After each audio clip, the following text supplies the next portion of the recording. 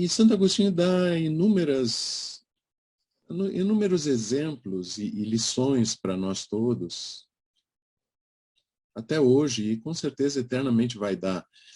Primeiro que ler as Confissões de Santo Agostinho, que é um dos dois principais livros dele, é uma das coisas mais pungentes, mais tocantes que a gente pode fazer na vida.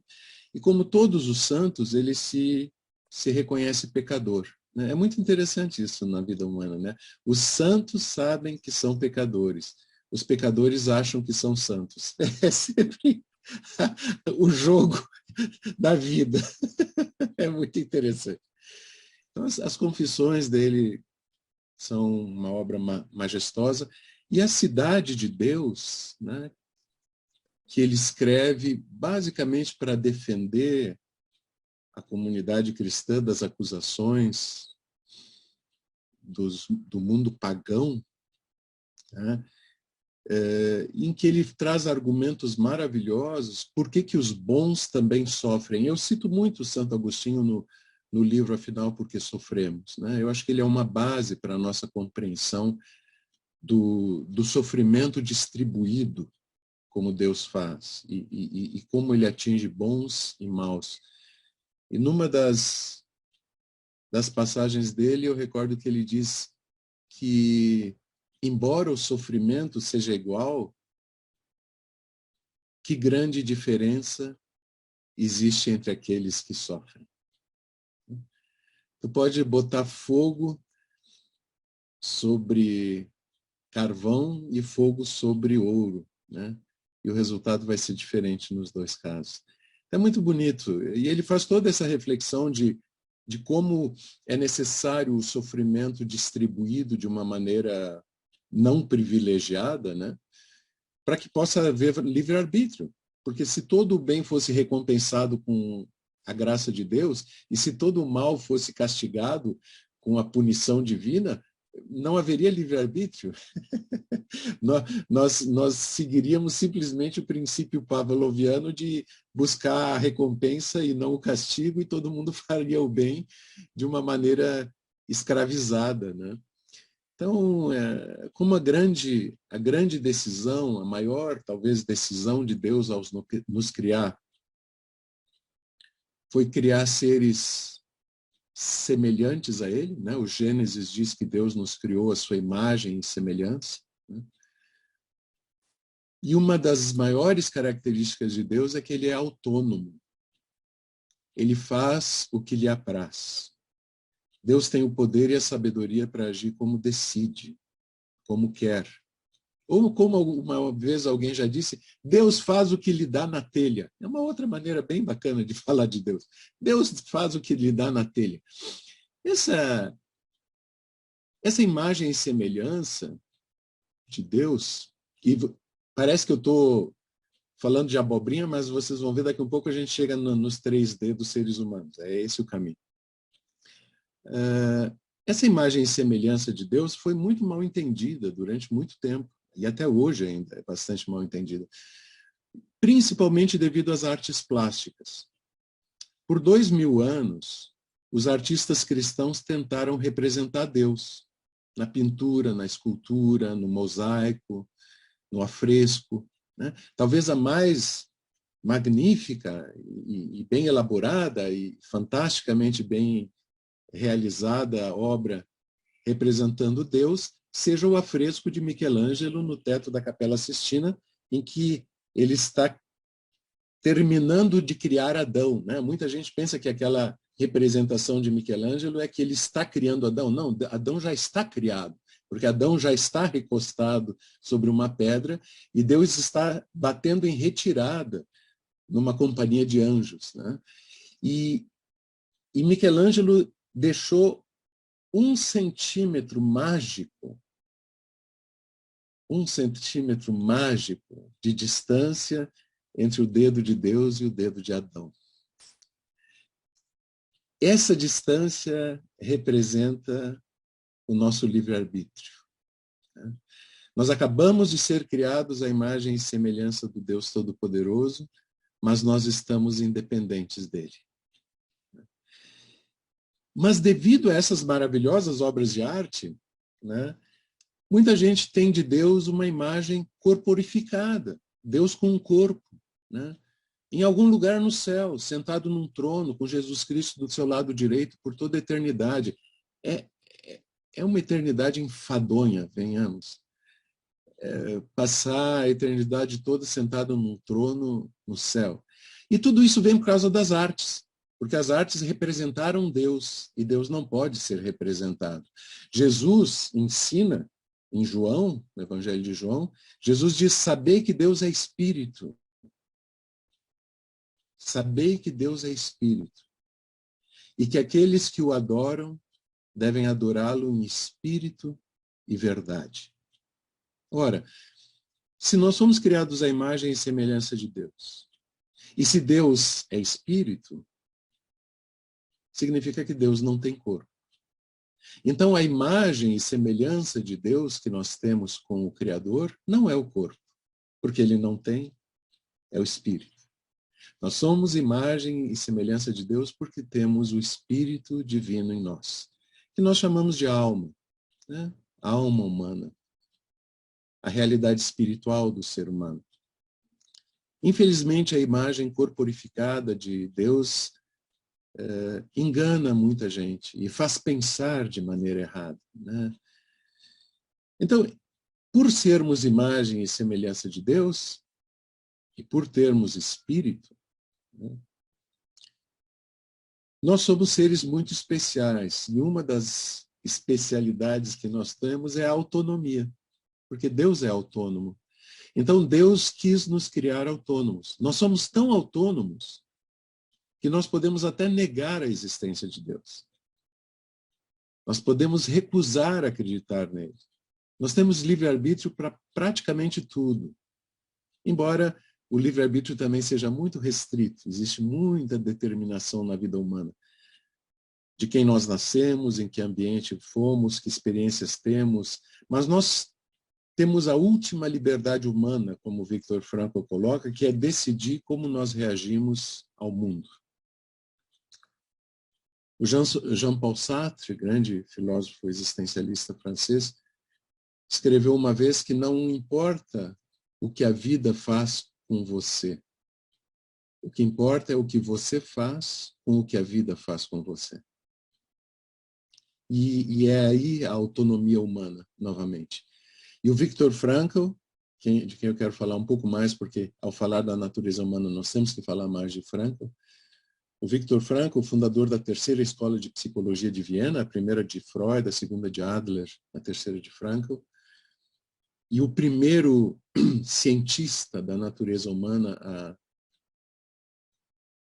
a identificar, a analisar, pesquisar e apresentar a realidade espiritual do ser humano. Assim como Maslow e os outros psicólogos do pós-guerra, né, foram capazes de perceber a natureza espiritual do ser humano. E o Frankl, ele chama essa de a última liberdade humana. Ele sobreviveu a 3 campos de concentração. Ele era de origem judaica, como todos os psicanalistas de Viena na época, né? Freud tinha costas quentes, a princesa Maria Bonaparte tinha sido analisanda dele, né? Ele tinha feito psicanálise de Maria Bonaparte, e ela conseguiu que Freud fosse exilado para a Inglaterra, quando os nazistas invadiram a Áustria.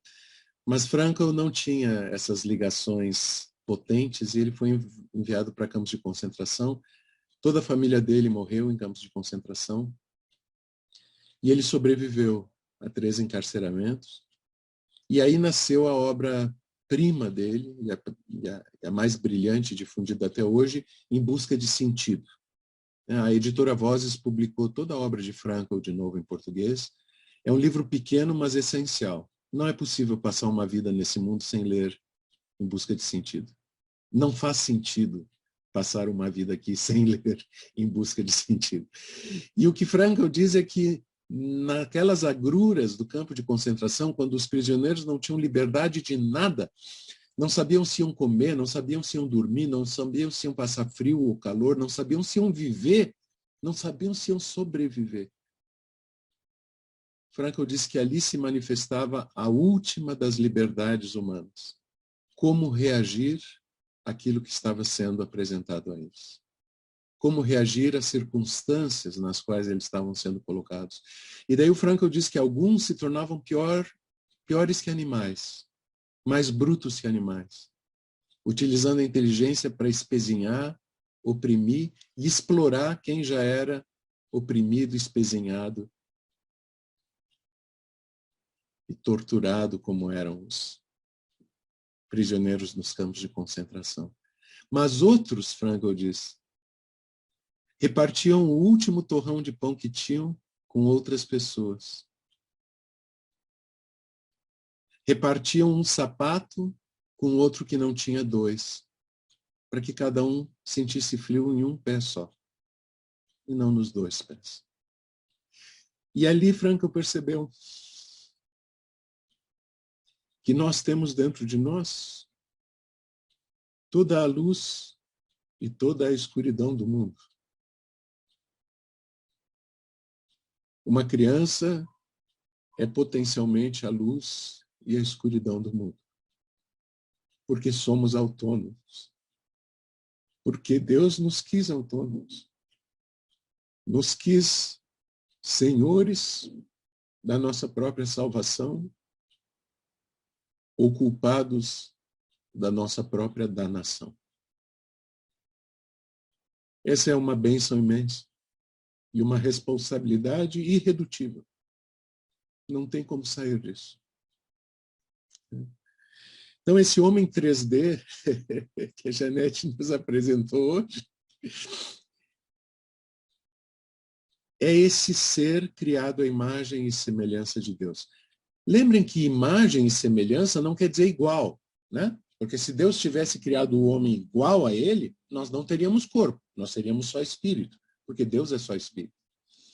Então, imagem e semelhança não é igualdade. Se nós tiramos uma fotografia, nós temos a imagem e semelhança daqueles que aparecem na foto, mas não são eles. É a imagem e semelhança deles. Nós agora ficamos nos olhando aqui na telinha do computador, através do Zoom, não somos nós, é a nossa imagem e semelhança. Então há uma grande diferença entre ser uma cópia do Criador ou ser apenas imagem e semelhança, né? Embora alguns tenham Deus na barriga, né? Diz que um camarada tinha um complexo de superioridade assim avassalador. Era uma loucura. Um dia o analista dele, o psicólogo dele, o psicanalista dele, disse: meu amigo, não dá mais. Nós estamos fazendo psicanálise há 35 anos. Você é meu paciente, né? E você já foi Júlio César, você já foi Napoleão, você já foi Cleópatra, você já foi Einstein, né? Então não dá. Eu acho que ou nós paramos por aqui, ou a gente tem que começar do começo. Aí o homem respirou fundo e disse: bom, no começo eu criei os céus e a terra.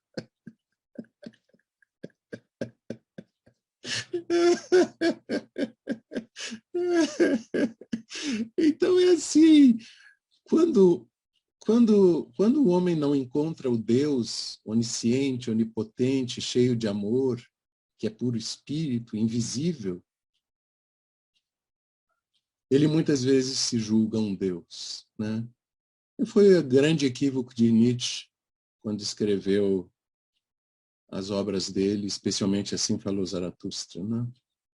Achando que o homem pode ser Deus. Não pode ser.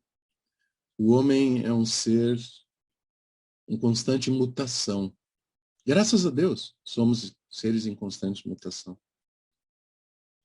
E as dimensões humanas que estão em constante mutação são 3.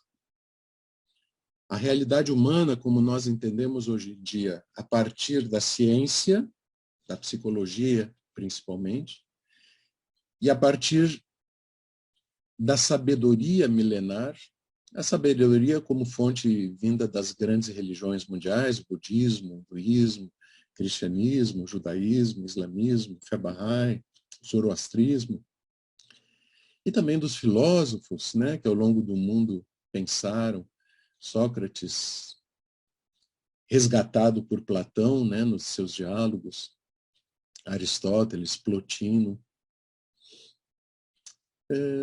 Essa sabedoria, junto com a ciência contemporânea, ciência vinda de Maslow, de Frankl e de outros pensadores importantíssimos no século XX, né, mostra que o ser humano tem 3 dimensões.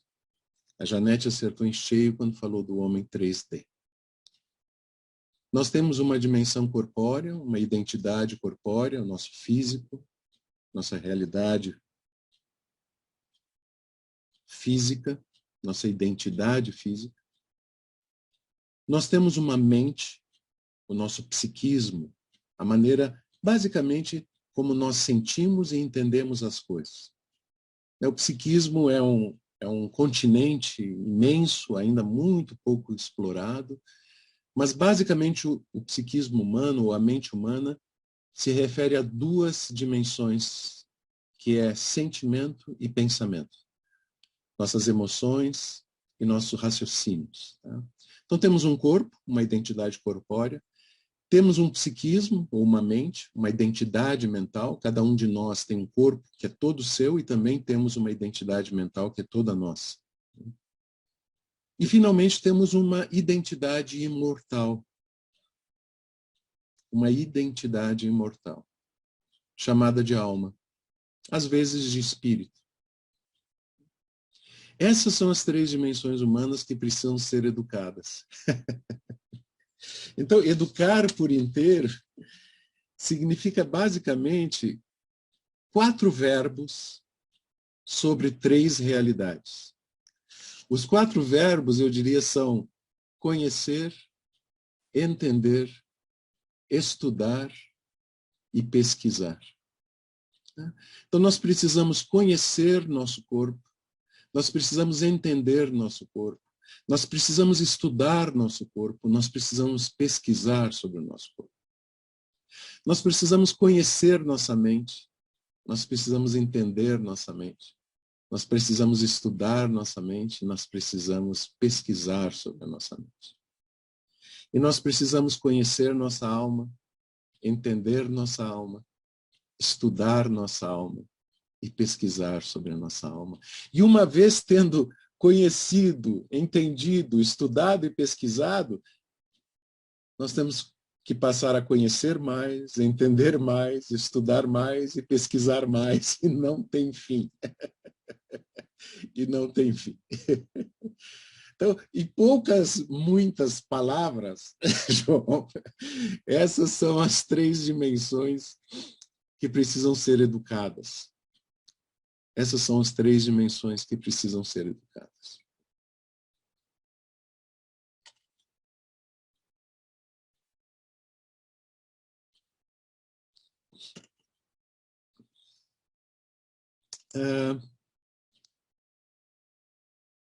Eu li recentemente um livro que é dos mais importantes que eu já li na vida. Impressionante dizer uma coisa dessas, viu? Porque não foram poucos os livros que eu li na vida. Mas esse é um livro que fez cair tantas fichas, que colocou tantos pedaços do quebra-cabeça no lugar, que eu fico impressionado e grato a Deus por existir essa médica, doutora Lisa Rankin, uma médica americana, ginecologista, obstetra, que passou por inúmeras dificuldades, inúmeros perrengues, depressão, esgotamento absoluto, e que fez uma pesquisa, uma meta-pesquisa, né? Ela fez um levantamento de todas as pesquisas científicas existentes sobre autocura, efeito placebo, doenças que vão embora sem tratamento, doenças que são resolvidas a partir de milagres. de autocura, extremamente documentados na ciência, mas extremamente desconsiderados pelos médicos. Porque não foi o remédio que curou, curou sozinho. Ela se dedica a estudar por que existe cura autônoma. Da onde vem a cura que acontece sozinho? Se existe um efeito placebo de a pessoa ficar curada quando achou que tomou remédio e não estava tomando remédio nenhum, estava tomando pílula de açúcar, se existe um efeito a partir da crença na cura, isso é extraordinário. Só que a medicina tradicional despreza isso. Despreza isso. E ela mostra, através de centenas de pesquisas que ela fez, e do testemunho da vida dela, que se reconstruiu e se recuperou e se curou através desse entendimento, ela mostra aquilo que Abdu'l-Bahá diz em uma das suas passagens mais importantes. A realidade do homem é o seu pensamento. A realidade do homem é o seu pensamento. A realidade do homem é o seu pensamento. Ela mostra centenas de pesquisas que deixam extremamente claro que a maneira como nós pensamos influencia todo o nosso corpo e a capacidade de ficar doente ou curado. Quando nós temos bons pensamentos, pensamentos nobres, elevados, pensamentos de bondade, de amor, de compaixão, de perdão, o corpo fica inundado de substâncias curativas, hormônios que curam. Os hormônios da felicidade, serotonina, endorfina, ocitocina e outros inúmeros hormônios. Nós sabemos que o nosso corpo tem uma contrapartida física das nossas emoções. As nossas emoções são mentais, são psíquicas. Mas o corpo tem sua contraparte física. Toda emoção humana tem uma contrapartida física. Elementos químicos andam no nosso corpo dependendo da emoção que nos domina. Então, quando emoções positivas nos dominam, o corpo é dominado por substâncias regeneradoras. O corpo se cura. O câncer pode ser eliminado.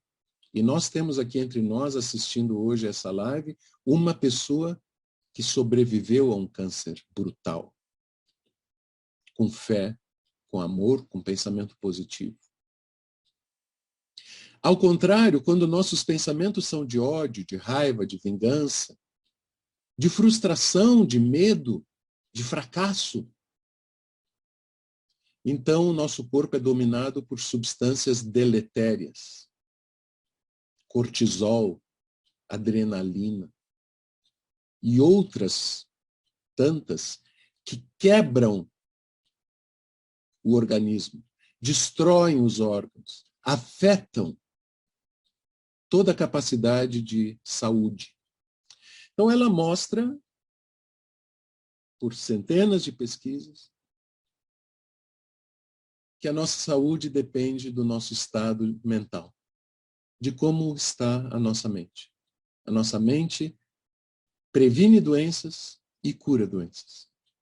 Sabe, daí inúmeras coisas vêm de roldão à tona. Né? 500 anos antes de Jesus, Buda já escrevia: aquilo que um homem pensa, isso ele é. Aquilo que um homem pensa, isso ele é. E daí Buda diz, esse é o antigo segredo. Quando nós dizemos, teu nome é minha cura, ó meu Deus, e a lembrança de ti é o meu remédio. A lembrança de ti é o meu remédio. Quando São Paulo nos diz, tudo que é nobre, tudo que é elevado, tudo que é sublime, nisso pensai. Quando Abdu'l-Bahá diz, não penseis sobre vós próprios, mas pensai no poder de Deus. Tantas são as passagens que surgem e que mostram que a nossa realidade mental tem infinita possibilidade de nos adoecer ou curar. A humanidade, no futuro, vai viver muito mais e muito mais saudavelmente, no momento em que a mente for controlada e educada. Nós ainda estamos muito longe disso. Mas já podemos dar passos largos individualmente. Cada um de nós pode, através do conhecimento, do entendimento, do estudo e da pesquisa, pode curar a própria vida. Tanto mentalmente, como fisicamente, como espiritualmente. Então, corpo e mente, juntos. Viktor Frankl, que eu citei antes, o grande gênio da ciência da psicologia no século XX, Viktor Frankl diz que o homem é uma realidade psicofísica, como foi descrita por Freud, lembram? Durante milhares de anos, o homem era entendido como tendo um corpo e uma alma. As religiões apresentavam assim, o judaísmo, o cristianismo. Um corpo mortal, uma alma imortal. Vem Freud, que era ateu, e ele diz, sim, temos um corpo mortal e uma mente também mortal. E daí não sobrou nada de imortal no ser humano. Só que Frankl vem e ele diz, sim, nós somos, Freud tinha razão, nós somos uma unidade psicofísica. Nosso psiquismo e nosso corpo estão unidos, nós temos uma identidade. Mas daí Frankl diz, mas essa realidade não descreve ainda o homem completo. Sem o espiritual como base, a unidade ainda não está dada. E isso é uma declaração não de um teólogo, mas de um cientista. E o desenvolvimento da psicologia posteriormente só confirmou essa grande intuição e essa grande visão e inspiração de Frankl. O homem é uma unidade espiritual, física e mental. Nós somos seres que temos uma realidade psicofísica e espiritual. E essas três dimensões precisam ser educadas. As três dimensões. Sem a educação correta, a felicidade é impossível. Sem a educação correta, a saúde é impossível. Sem a educação correta, a eternidade é impossível. Ontem à noite, depois da palestra lá no Colégio Mendel, se chama Mendel, é um dos principais colégios de São Paulo, né? Porque, claro, Mendel, nós todos sabemos, o grande geneticista, né, que fez as experiências com as ervilhas e que nos deu as raízes da percepção da genética. Eu lembrava que Mendel era padre, era um monge, mas eu não lembrava que ele era agostiniano. Então, a instituição agostiniana de educação, em São Paulo, deu o nome ao seu principal colégio de Colégio Mendel. Né? Justíssima homenagem. Né? E ontem, depois da palestra lá no Mendel, fui entrevistado por uma querida amiga, Silvia Vinhas, numa rádio em São Paulo. E ela dizia, Luiz, a entrevista dela foi sobre, afinal, por que sofremos. Ela diz, Luiz, mas é possível superar o sofrimento? É possível sair do sofrimento? Compartilhei com ela aquilo que já compartilhamos nós todos sempre, tantas vezes, né? O que Buda diz, a dor é inevitável, mas o sofrimento não. Dor é o que a vida faz com você. Sofrimento é o que você faz com você mesmo. A vida nos oferece dores. De acordo com a nossa resposta a essas dores, nós vamos ser ou felizes ou infelizes. E o quase profeta Guimarães Rosa bota na boca do genial Riobaldo uma das passagens mais lindas que já se escreveu em qualquer língua e em qualquer obra literária. Riobaldo, aquele jagunço analfabeto, ele diz, o correr da vida embrulha tudo. A vida é assim, Esquenta e esfria. Aperta e daí afrouxa. Sossega e depois desinquieta. O que ela quer da gente é coragem. Coragem. Sim, é isso. O que não me mata engorda, já dizia minha avó.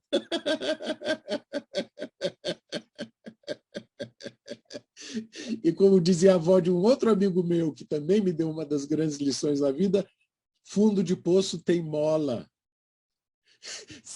Fundo de poço tem mola. Quando chegar no fundo, pode ter certeza que vai começar a subir de novo. A vida é uma montanha-russa radical. Nosso Senhor criou uma montanha-russa radical e botou o nome dessa montanha-russa de vida. Está lá em cima, maravilhoso, uma vista encantadora, uma brisa suave. Te prepara que a descida é forte. Está lá embaixo, no fundo do poço, com os cabelos todos arrepiados. Fica tranquilo que a subida já começa de novo. É isso. E daí, o querido Riobaldo, o amado Riobaldo, e outra magia da alma humana, como é possível amar seres que nunca existiram? Como é possível amar personagens da literatura? Como é possível amar e ter tanta pena do Rei Lear? Como é possível amar e ter tanta pena de Hamlet ou de Ofélia, que nunca existiram? O amor humano é impressionante.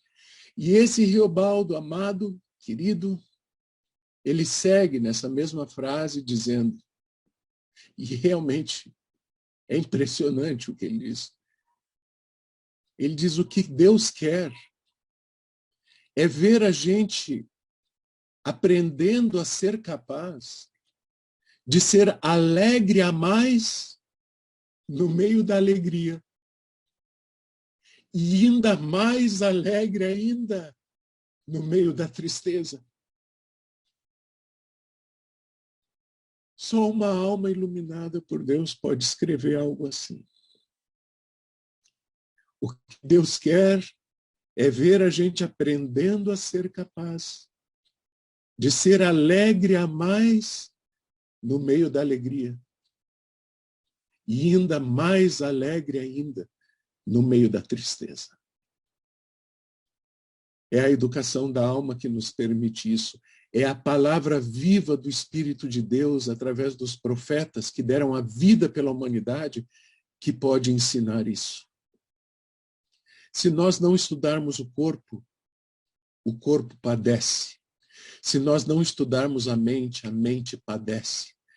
Se nós não estudarmos a alma padece. Se nós não educarmos o corpo se enferma. Se nós não educarmos a mente se enferma. Se nós não educarmos a alma se enferma. É o homem 3D, querida Janete. Hoje, esse fim de semana, eu me coloquei a meta de escrever um texto sobre a oração. A oração é algo tão importante, tão fundamental e também tão mal compreendido. Deixa eu contar uma pequena fábula, uma narrativa com 2 enredos, tá? Uma narrativa com 2 enredos. Minha irmã, Neca, me liga e diz: Neco, é o meu apelido na família. Tem uma Neca e um Neco. Na verdade, nós temos 4 primos Neco, não sei de onde veio isso, mas, em todo caso, é uma abundância. Temos 2 Necas e 3 Necos. 4 Necos. Ela diz: Neco, pode levar a Júlia, a filhinha dela, mais moça, no oftalmo hoje? Eu tenho hora marcada com ela na oftalmologista, mas o cardiologista da mãe marcou na mesma hora. E eu não tenho como mudar. Não, eu digo, tá, fica tranquila, eu levo a Julinha, 4 anos de idade. Eu levo no oftalmo, sem problema. Tá bom, pego o carro, pego a Julinha, vamos até perto do oftalmologista, estaciono o carro e vamos, eu e a Julinha, dando de mãos dadas, ela para o lado de dentro da calçada, porque as damas sempre andam do lado de dentro da calçada e o homem para o lado de fora. Vamos até o oftalmologista, consultamos, pegamos a receita voltamos pela calçada, pegamos o carro e entrego de novo a minha sobrinha consultada no oftalmologista. Tá bem. Primeiro enredo. Segundo enredo. Pego minha sobrinha, boto no carro, vamos até perto, estacionamos o carro, vamos de mãos dadas pela calçada e ela diz: tio, me dá um sorvete? Passamos na frente da sorveteria. Tio, me dá um sorvete? 3 possibilidades. Eu digo: Júlia, olha, tua mãe disse que tu estava com dor de garganta a semana inteira. Sorvete não vai ser o melhor para ti agora, entendeu? Mas a gente pode comer um pão de queijo, um sanduíche e tomar um refri. Que tal? Legal? Segunda possibilidade. Júlia, a gente está em cima da hora para um médico. E o médico fecha. Então vamos na consulta e depois do médico a gente vem. A sorveteria fica aberta de noite, a gente toma o nosso sorvete tranquilo. Terceira possibilidade, digo: Júlia, ótima ideia. Ainda falta meia hora para a hora do médico e geralmente eles atrasam. Então, vamos aí entrar, vamos tomar um sorvete gostoso, depois a gente vai no oftalmologista. Pronto. Vamos no oftalmologista, volto para casa, entrego a minha sobrinha tratada pelo oftalmologista e com sorvete na barriga. O que mudou nesse segundo enredo? O pedido da Júlia. Tio, me dá um sorvete? Eu sei que ela ama sorvete. Eu sei que as crianças amam sorvete. Eu passei na frente da sorveteria. Eu sei que ali vende sorvete. Mas o que mudou o enredo? O pedido da Júlia. Deus sabe tudo, pode tudo, conhece tudo. Mas, de novo, ele nos fez autônomos. E ele quer que nós mudemos o enredo de acordo com a nossa vontade. A oração é isso, é mudar o enredo. Nós temos o poder, através do pedido a Deus, da súplica a Deus, da conversação com Deus, de mudar o enredo. Ou passamos reto na frente da sorveteria, ou passamos com um sorvete na barriga. Depende da nossa comunhão com o Criador. Esse é um dos milagres, e essa é uma das sabedorias da oração. De novo, profundo respeito de Deus à nossa autonomia, e ao nosso pedido e a capacidade de alterar o correr das coisas com a nossa intervenção. Com a nossa intervenção. Agora, sempre lembrando, quando pedimos uma coisa para Deus, há 3 respostas possíveis. Ele pode dizer sim, ele pode dizer não, ou ele pode dizer ainda não. Aproveitando talvez ou ainda, nessa linha, eu te pergunto, sabemos que no mundo de hoje está complicado, a gente tem muita influência de fora e você coloca de uma maneira assim 2 coisas, simples como realidade do homem é seu pensamento. A oração nos ajuda a ir para esse caminho? Com certeza, porque a oração faz parte da educação que a alma necessita, sabe? Abdu'l-Bahá diz que o melhor estado é o estado de oração. O melhor estado é o estado de oração. E as pessoas, eu percebo, muitas vezes entendem mal essa frase de Abdu'l-Bahá. O melhor estado é o estado de oração. Parece que a gente tem que estar dentro do templo, com as mãos juntas ou os braços cruzados, como fazendo oração, recitando, cantando. Não é isso. Oração é comunhão com Deus. Oração é comunhão com Deus. Existe a oração falada, dita, súplica, né? Ensinada, graças a Deus, pelos profetas. Jesus só nos deixou uma prece, Bahá'u'lláh deixou milhares. Existe essa oração, mas a oração que Abdu'l-Bahá diz que é o melhor estado para o ser humano não é esse de estar todo o tempo fazendo oração, lida no livro ou memorizada. É a comunhão com Deus. Lembram que uma vez nos Estados Unidos, Abdu'l-Bahá foi convidado para uma janta na casa de uma senhora e ela queimou o jantar, né? Quando Abdu'l-Bahá chegou para a janta, o jantar estava queimado. E ela, chorosa, desesperada, diz: ai, Abdu'l-Bahá, eu queria tanto fazer um jantar maravilhoso, eu fiquei o tempo todo com o livro de orações aberto, orando. Né? Abdu'l-Bahá disse: olha, devia ter aberto o livro de receitas. em vez do livro de orações. Sabe? Oração é comunhão com Deus. Trabalho é adoração a Deus. Em uma linda epístola, Abdu'l-Bahá escreve a um pintor, ele diz que bênção que nessa era Deus considera o trabalho feito com excelência como adoração a Ele. No momento em que tu tomares o pincel para colocar na tela, é como se estivesses entrando no templo para orar. Então, a coisa não é viver com um livro de oração na mão, é viver em oração, é viver em comunhão com Deus, nas horas boas e ruins. Sabe? Jesus nos alertou tanto isso, ele disse, não oreis, como os fariseus que ficam na rua orando em voz alta para parecer santos aos outros. Jesus diz, quando vós fordes orar, entre no seu quarto e comungue com Deus em silêncio. Sabe? A nossa espiritualidade tem que ser entre nós e Deus e não para os outros verem. Jesus diz que a tua mão direita não saiba o que tua mão esquerda fez de bom.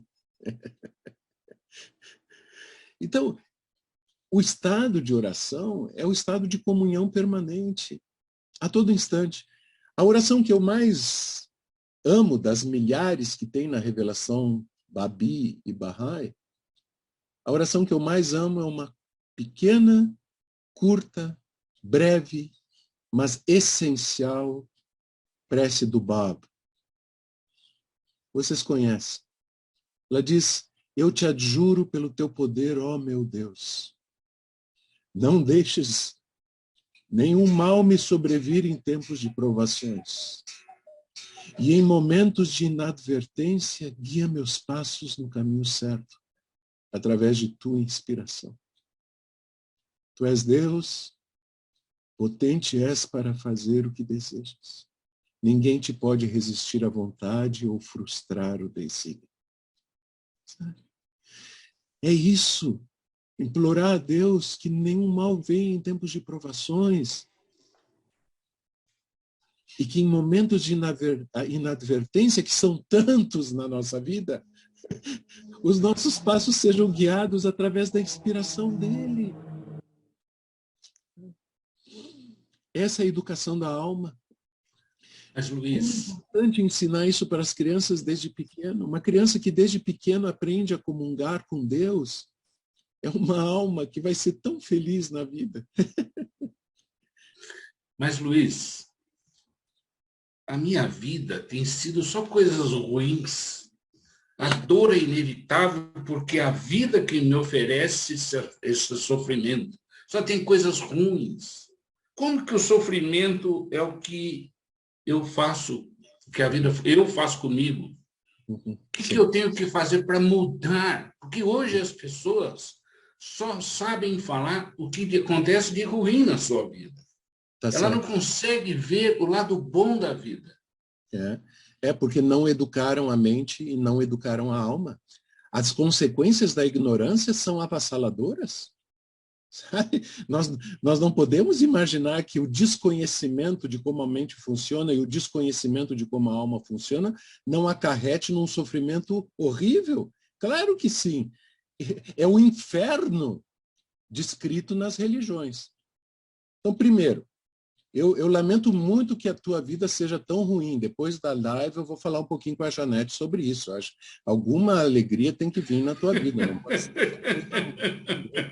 Então, primeiro, na minha compaixão por ti, mas veja como esse mundo, como Deus colocou nesse mundo sabedorias ocultas. O esterco, que é o último refúgio da vida física, é o que faz a planta crescer mais bela, saudável e linda. A poda, que parece uma violência contra a planta, é o que faz ela viva, forte e saudável.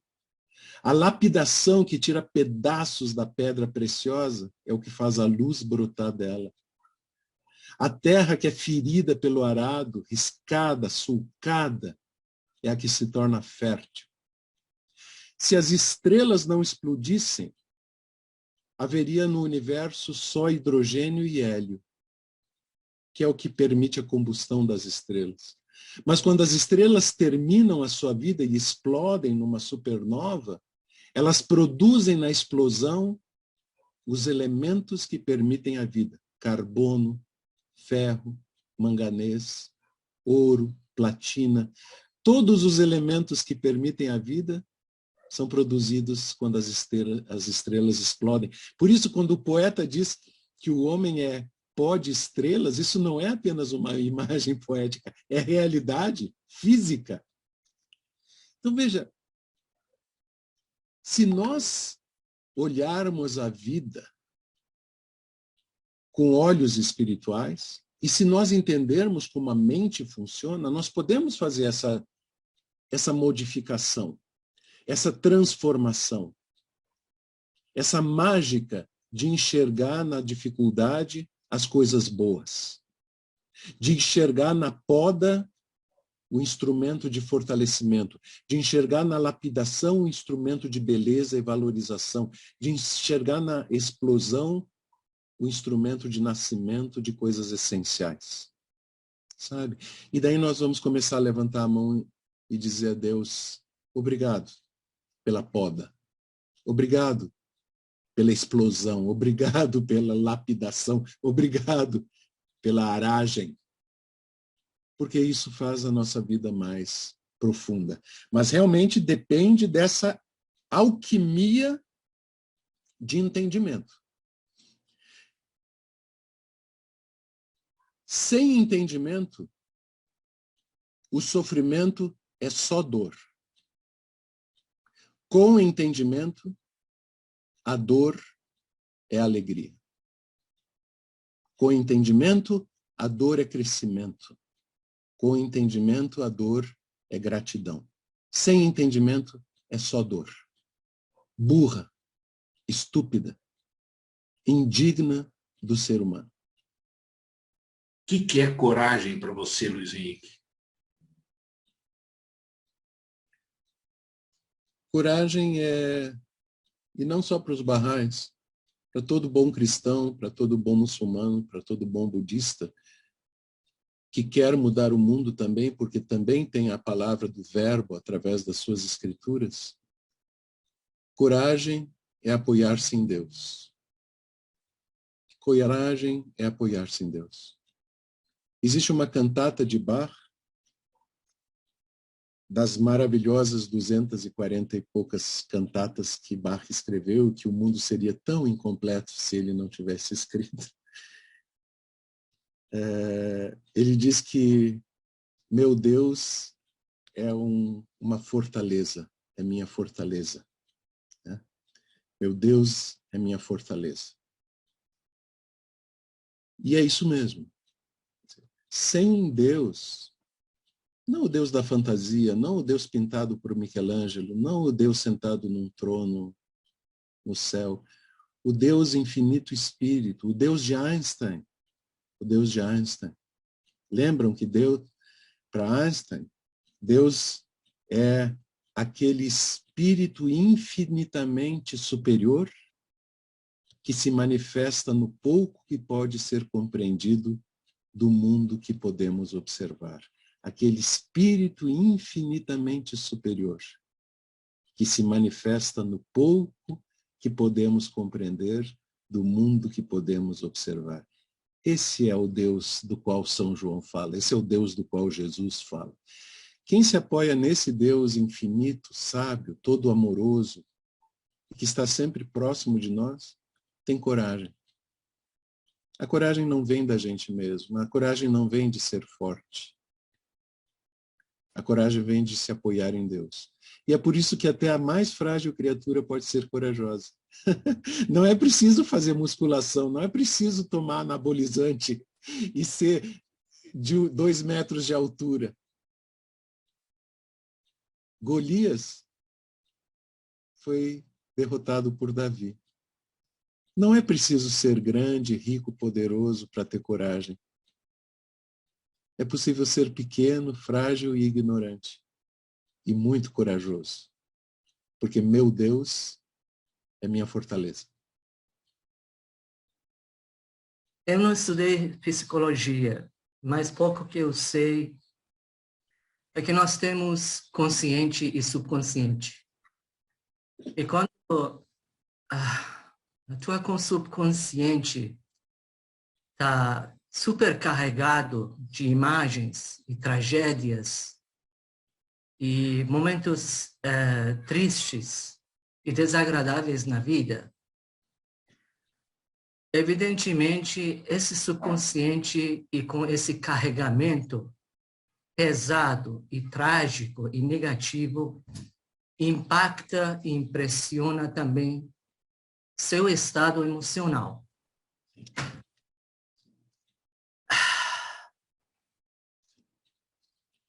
A minha pergunta é como a gente pode se livrar um pouco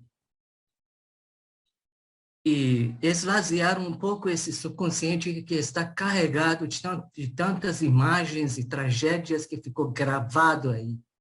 E se livrar um pouco e não deixar que impactar tanto as emoções e o comportamento em geral, a tristeza. A minha pergunta é isso: como neutralizar de uma forma, se existe essa possibilidade de neutralizar essa ação do subconsciente sobre o estado emocional ou não, e que se há, então qual seria? Isso, então, obrigado. Excelente, John. Excelente. Veja, realmente a alma e a mente podem ser tremendamente machucadas, feridas, e traumas podem surgir de maus tratos, de falta de amor, falta de bondade, falta do acompanhamento correto, e outras vezes através de acontecimentos inesperados, violentos, né, que pode acontecer com a pessoa. Então, sim, nossa mente tem um estado consciente, um estado subconsciente e um estado inconsciente, inclusive, né? E o inconsciente registra todas essas tristezas e tragédias e pode ficar maculado, pode ficar latejando uma vida inteira. Mas sim, é possível curar. Sim, é possível sair desse estado. Os caminhos são vários. Passam pela psicologia e uma boa terapia psicológica. Não é qualquer psicólogo que pode ajudar. Precisa ser alguém espiritualizado, precisa ser alguém que acredita na alma, precisa ser alguém que não vai te tratar apenas como uma unidade de corpo e de mente. Tem que entender a transcendência. Isso já é difícil. Encontrar um profissional assim já é difícil. Mas se for necessário, eu tenho algumas indicações para quem fala espanhol e inglês. Tá? Então, uma vez que a alma já esteja ferida e que a mente já esteja ferida, é preciso um trabalho de recuperação, que pode ser longo. Pode ser longo. Eu tive minhas feridas e lembro que tive uma vez um sonho com Bahá'u'lláh, quando eu tinha 18. Eu conheci a fé com 17 anos, com 18 me tornei Bahá'í, e eu me lembro de ter tido um sonho nessa época, em que eu implorava a Bahá'u'lláh: por favor, me cura, me cura, me cura. E ele dizia 3 vezes: tu estás curado, tu estás curado, tu estás curado. E eu reconheço que essa cura veio agora, com 60 e poucos anos de idade. Como de novo escreveu Guimarães Rosa, nas palavras do grande Riobaldo: Deus é urgente sem pressa. Que é uma coisa mais linda que essa. Deus é urgente sem pressa. Então, é possível sim. e é necessário ir atrás.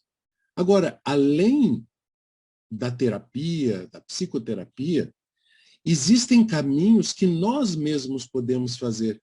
E uma delas vem através das orações e da repetição de frases positivas. Veja, Varridiano, a ciência contemporânea mostrou coisas absolutamente inacreditáveis. Por exemplo, as pesquisas mostram que uma pessoa triste, infeliz, deprimida, se a gente disser para ela, sorria, sorri, mas eu estou muito triste. Tudo bem, sorri triste. Na hora em que nós sorrimos, o ato de sorrir transmite para o cérebro uma sensação de bem-estar e nós nos tornamos mais alegres. Os ingleses, os americanos, têm um ditado que é fake it until you make it, né? Faz de conta até que aconteça. E é verdade isso. Então, sorria mais. Agradeça mais. Quando disser a oração, não mais se apossarão de mim a tristeza e a ansiedade, mas sim a alegria e o contentamento. Serei um ser feliz e alegre. Veja, essas palavras têm que assumir realidade. Serei um ser feliz e alegre. Nós temos que desistir do nosso sofrimento. Nós temos que entregar na mão de Deus nossa tristeza. O que Abdu'l-Bahá diz? Quando vier um pensamento de guerra, combatei-o com um pensamento mais forte de paz. A mesma coisa tem que acontecer com as nossas dores. Quando vier na nossa mente uma dor emocional, um maltrato emocional, uma falta de amor emocional, uma agressão emocional, na mesma hora substitua por uma gratidão. Mas Deus me deu o conhecimento do seu verbo. Deus me deu o sacrifício do Bab, de Bahá'u'lláh e de Abdu'l-Bahá. Se sacrificaram por mim. Deus me deu o sacrifício de nosso Senhor Jesus Cristo. Deus me deu o conhecimento daquilo que os sábios buscaram por toda a eternidade. Serei um ser feliz e alegre. Não mais se apossarão de mim a tristeza e a ansiedade, mas sim a alegria e o contentamento. E repetir tantas vezes quanto for necessário. Ou seja, quando vier uma imagem negativa ou um pensamento negativo, convida ele a passar. Convida ele a passar e coloca no lugar um pensamento bom. Tu sabes que o Alexandre nasceu com atrofia muscular, na época que vocês passaram pelo Sultanier, ele estava ainda naquela fase, nunca aprendeu a andar de bicicleta, nós mortos de tristeza, sem saber como ia ser o futuro dele, está aí uma menina maravilhosa de 2 anos e pouco, a Nura, que é brilhante, fala 3 línguas, inglês, persa e português, constantemente, identifica com quem vai falar cada língua e às vezes nos coloca uma surpresa. Eu estava no pula-pula com ela, dizendo, excellent, marvelous, now jump with your butts, porque ela inventou não só pular com os pés, ela pula com a bunda. Ela dá um salto e cai de bunda, e aí pula com a bunda e vai para cima de novo. Eu digo, excellent, maravilhoso. Tá, depois de meia hora no pula-pulo, ela sai do pula-pula, olha para cima nos meus olhos e diz, essa guria. Ela sabia que estava implicando comigo, falando em português, uma coisa que a babá dizia para ela. Ela esses dias disse para mim, vovô says excellent. Daddy says very good. Vovó says muito bem. Mamãe says offari. Sabe? Então, nós temos que substituir o mal pelo bem dentro de nós. Lembrar das coisas alegres quando as coisas tristes quiserem vir à nossa mente. Como Abdu'l-Bahá, é impressionante a Nurinha, ela percebe às vezes que eu estou chateado, triste, todos nós, né? Passamos pelos 2 tipos de emoções, não podemos ser alegres, bobos, alegres a vida toda, mas ela chega para mim e pergunta, vovô, are you happy? Are you happy? E eu digo para ela, Nurajan, yes, I'm happy, but I'm a little concerned. Yes, I'm happy, but I'm a bit preoccupied. Ou às vezes eu digo para ela, no, I'm not very happy. O negócio, meu querido, amado irmão Varret, é um ditado muito bacana, que tem tudo a ver com o poder da nossa mente e da nossa alma, que diz o seguinte: eu não posso impedir os urubus de voarem sobre a minha cabeça, mas eu posso impedir os urubus de fazerem ninho nela. Essa é a jogada. Essa é a jogada. Quando o urubu vier fazer ninho na cabeça, espanta o urubu e bota no lugar um rouxinol. Substituir maus pensamentos por bons pensamentos. E por isso que é tão importante conhecer as coisas belas, conhecer músicas belas, pinturas belas, paisagens belas. Tem épocas, momentos que eu estou tão triste que a única coisa que me tira da tristeza é uma cantata de Bach. Ou eu boto na tela pinturas de Cézanne, que eu amo. Monet. Tem horas que eu fico vendo imagens de lugares bonitos do mundo. Tem horas que eu vou e me dedico para as plantas. Adoro plantas. Me perguntam por que eu gosto mais de plantas do que de animais. Eu digo, olha, porque a minha cor preferida é verde e até hoje eu não vi um cachorro verde. E plantas não latem. Então, me dedico às plantas. Pronto. Busca substituir o que é triste pelo que é alegre. E tu vais ver que a tua vida vai mudar. Sorri quando é difícil sorrir. A linda música de Charles Chaplin. Smile when your heart is breaking. Smile.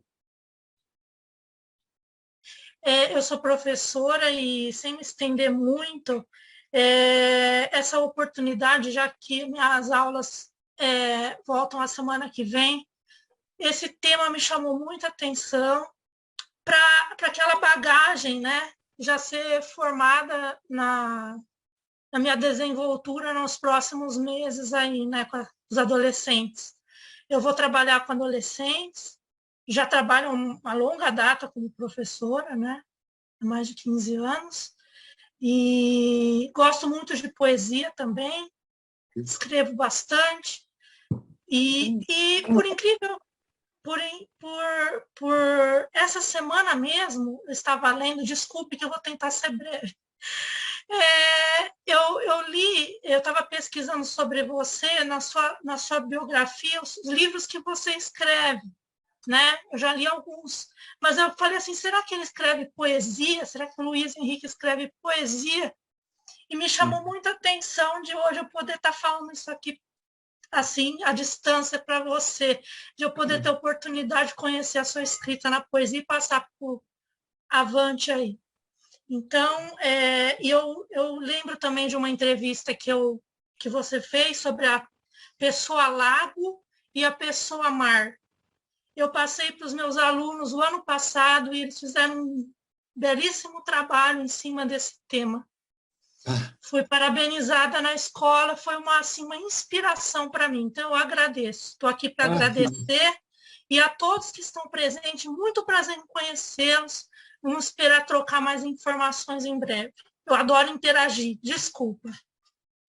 Obrigado, Gisele, querida. Obrigado. Deus te abençoe e te dê inspiração sempre para guiar essas crianças, esses jovens, com bom humor, com alegria, que tu sabe, né? O adolescente ele é conquistado pela alegria, pelo bom humor, não gosta de sermões, mas aprende profundamente quando a gente fala com ele com amor. Então, tu vai guiar muitas vidas, vai salvar muitas vezes. Professores salvam vidas. Professores salvam vidas. Se não fossem os professores, o Edson sabe disso, todos os professores com quem eu convivo sabem disso, se não fossem os professores, o mundo era louco. O mundo era louco. porque os pais e mães andam meio birutas. As crianças que escutam em casa, tu não presta, tu é burro, tu é ignorante, ou cavalo, estúpido, tu não vale nada, tu é que nem teu pai, não vale nada, não vai dar em nada. Ele chega na escola, a professora sorri para ele e diz, querido, não deu certo, vamos tentar de novo, tu tem capacidade. Salva vidas. Uma das pesquisas, e Gisele, dica para ti como professora, vai atrás disso, uma das pesquisas sobre educação mais maravilhosas que eu já vi é da Universidade da Califórnia, em Berkeley. O poder do ainda. The power of yet. Os pesquisadores perceberam que as crianças que tinham pais e professores que ensinavam a eles o poder do ainda eram alegres, corajosas, otimistas e saudáveis. O que é o poder do ainda ou o poder do the power of yet? Ah, professor, eu não consigo. Querido, tu não consegue ainda. Ah, mãe, eu não sei. Filho, tu não sabe ainda. Ah, eu não posso. Querido, tu não podes ainda. O poder do ainda. Eu não sei ainda, eu não consigo ainda, eu não posso ainda, eu não dou jeito ainda. Quando se coloca o ainda, tudo vem. Mas se a gente fica só no eu não posso, eu não consigo, eu não sei, a tristeza é imensa. Um professor que conhece o poder do ainda e um pai que conhece o poder do ainda, conhece o poder do desenvolvimento permanente. Né? A vontade de Deus não elimina o livre-arbítrio. Né? O livre-arbítrio é algo que acontece dentro da vontade de Deus. Né? Lembrando da fábulazinha, da narrativazinha, a minha vontade era levar a Júlia no oftalmologista, né? E a vontade dela do sorvete entrou e mudou o enredo. Então, o amado guardião tem uma importantíssima frase, pouco conhecida e pouco divulgada, aliás, entre nós, em que ele diz, a nossa realidade humana compõe-se de 3 elementos. Um corpo, uma mente e uma identidade imortal, alma ou espírito. Então, essa é, em síntese, a apresentação do guardião. Às vezes é chamado de alma, às vezes é chamado de espírito, mas é a nossa realidade imortal. Então, nós temos livre-arbítrio dentro das nossas escolhas, mas existe também a vontade de Deus. Então, o guardião diz que existe a vontade de Deus, existe a vontade do homem e existem os acidentes, que são simples causa e efeito. O mundo, todo o universo, é regido por essas forças, a vontade de Deus, a vontade do homem e os acidentes, que são causa e efeito. Quando alguma lei da natureza ou uma lei espiritual é desobedecida ou afrontada, nós temos uma consequência. Por exemplo, Abdu'l-Bahá diz que uma criança, vamos dizer uma criança que engatinha, tá? Uma criança engatinha, ela cai do tombadilho de um navio. Ela se afoga no mar. Abdu'l-Bahá diz que o destino dessa criança não era se afogar no mar. O destino dela era crescer, se desenvolver, criar família e sabedoria nesse mundo. Mas foi um acidente. Não cuidaram dela direito, a criança avançou pelo tombadilho, caiu no mar. E as leis universais de Deus dizem que o ser humano precisa respirar ar e não água. E as leis dizem que uma criança que só engatinha não sabe nadar ainda. Então foi um acidente. Então nós temos que ter cuidadosos com a vida. Abdu'l-Bahá diz que nós temos que ser cuidadosos com a nossa vida. Essa coisa, brasileiro tem mania de dizer, né? Ninguém morre antes da hora. Bobagem, besteira, idiotice. Morre-se antes da hora, sim, senhor. É só não cuidar da vida que tu morre antes da hora. Experimenta dirigir a 180 por hora sempre dentro da cidade, vai ver se tu não morre e mata antes da hora. Experimenta fumar 5 carteiras de cigarro por dia, encher a cara de álcool nos fins de semana e no fim da tarde e ver se tu não morre de cirrose antes da hora. Se morre antes da hora, sim. Porque nosso destino é feito também pelas nossas escolhas, né? Agora, claro, há momentos em que Deus leva uma alma quando ela ainda é jovem. E Abdu'l-Bahá diz que há uma sabedoria nisso. Então, as duas coisas são sábias. Temos que cuidar da nossa vida, preservá-la, e ao mesmo tempo aceitar quando ela é tirada, quando parece que ainda não é a hora. As duas coisas têm que andar juntas. Nós precisamos zelar pela vida, que é um dom precioso. Cuidar da saúde do corpo, cuidar da saúde da mente, cuidar da saúde da alma, preservá-las, mas também estar pronto para dar o último suspiro no momento em que for necessário, no momento em que for chamado. Numa epístola, Abdu'l-Bahá diz uma coisa absolutamente maravilhosa. Como todas as coisas que ele diz são absolutamente maravilhosas. Ele diz que nós devíamos viver fisicamente como se fôssemos viver para sempre. E espiritualmente, como se fôssemos morrer no momento seguinte. Veja, viver fisicamente como se fôssemos viver para sempre. Coma saudável, durma saudável, exercite-se saudável, trabalhe saudável, conviva saudável, como se fosse durar para sempre. Mas espiritualmente, pronto para partir no momento seguinte. É uma combinação extraordinária. Nós vamos morrer e o sistema educacional ainda não vai ser espiritualizado. Isso é uma missão para gerações futuras, né? Mas aonde que acontece a mágica? De novo, aonde acontece a mágica? Não é no sistema educacional, é na interação entre cada professor e cada aluno. É aí que se dá a mágica. A alma do professor ajudando a alma de cada aluno. O professor que diz, vai dar certo, meu querido. Ainda não deu certo, mas vai dar certo. Ah, o papai disse que eu sou burro. Olha, eu acho que o teu pai não te conhece tanto. Eu sou tua professora, eu te conheço muito bem. Tu é inteligente, tu é muito inteligente. Ah, mas eu não sei quase nada. Tu não sabe ainda, um dia vai saber muito. Essa interação entre a alma do professor e a alma do aluno cura as almas, orienta as almas. Então, existe já educação espiritual nas escolas? Sim, existe. Cada vez que um professor, com amor, com carinho, com coragem, com compaixão, orienta um aluno para ir para frente e diz para ele que vai dar certo e que ele vai ser alguém na vida e que ele vai enfrentar as dificuldades. Todos os dias esse milagre acontece dentro de todas as escolas. Então já existe orientação e educação espiritual. Agora o sistema não se espiritualizou ainda. E isso vai levar um bom tempo. Gerações futuras vão fazer isso.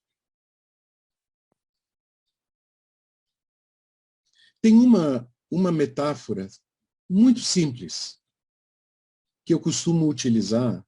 Eu acho que consegue explicar esse grande paradigma, essa grande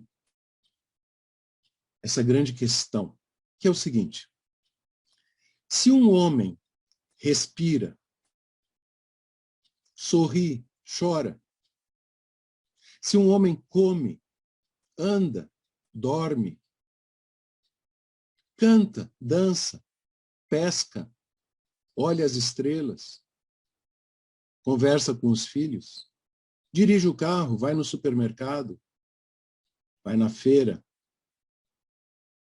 nós dizemos que ele é um homem, tá certo? Tá certo. Mas se um homem não respira, não come, não caminha, não dorme, não vai no supermercado, não canta, não dança, não pesca, nós não chamamos ele de homem. Nós chamamos ele de cadáver. Tem que dar o nome certo para as coisas. Religião é onde existe amor. Isso é religião. Se não existe amor, não é religião. É cadáver de religião. É outra coisa. Nós temos que ter muita clareza sobre isso. São João, amado São João, na sua epístola, numa das suas epístolas, no no Novo Testamento, São João diz: sabemos que passamos da morte para a vida porque amamos os irmãos. Quem não ama, permanece na morte. Quem não ama, permanece na morte. Sabemos que passamos da morte para a vida porque amamos os irmãos. Deus é amor, Jesus nos ensina. Aonde não existe amor, não existe Deus. São Tiago, na sua epístola, ele diz: